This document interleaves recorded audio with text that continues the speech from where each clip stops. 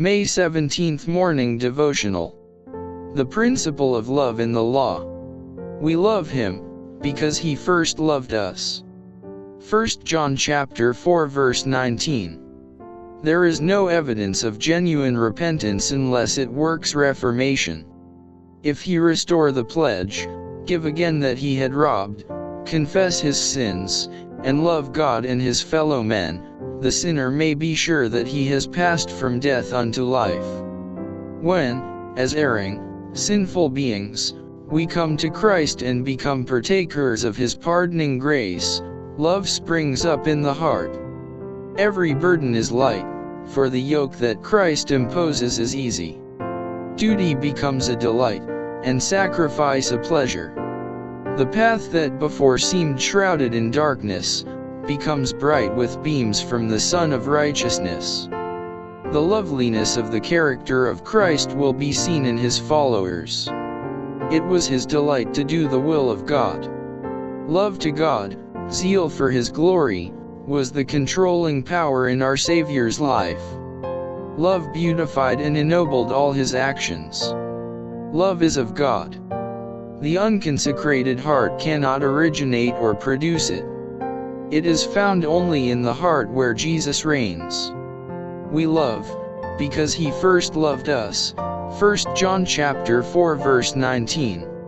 In the heart renewed by divine grace, love is the principle of action. It modifies the character, governs the impulses, controls the passions, subdues enmity, and ennobles the affections. This love, cherished in the soul, sweetens the life and sheds a refining influence on all around. There are two errors against which the children of God, particularly those who have just come to trust in His grace, especially need to guard. The first is that of looking to their own works, trusting to anything they can do, to bring themselves into harmony with God. He who is trying to become holy by his own works and keeping the law, is attempting an impossibility. All that man can do without Christ is polluted with selfishness and sin. It is the grace of Christ alone, through faith, that can make us holy. The opposite and no less dangerous error is that belief in Christ releases men from keeping the law of God, that since by faith alone we become partakers of the grace of Christ, our works have nothing to do with our redemption.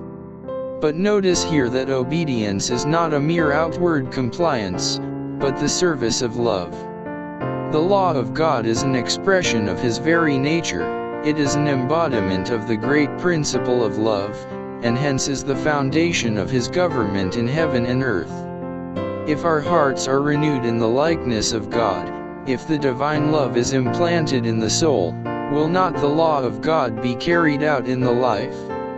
When the principle of love is implanted in the heart, when man is renewed after the image of Him that created him, the new covenant promise is fulfilled.